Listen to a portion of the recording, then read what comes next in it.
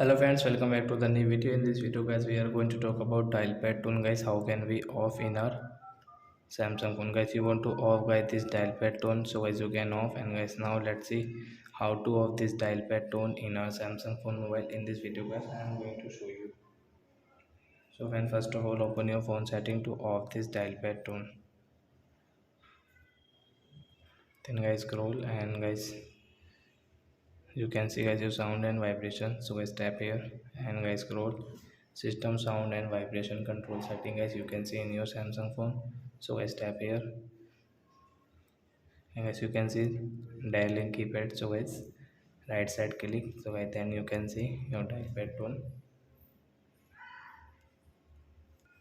So friends, you can see guys this dial pad tone will not work in your Samsung phone device. So I hope friends you have understood how to off dial pad tone in Samsung phone. So that's it guys, thanks for watching. Now we will meet on next video with new topic.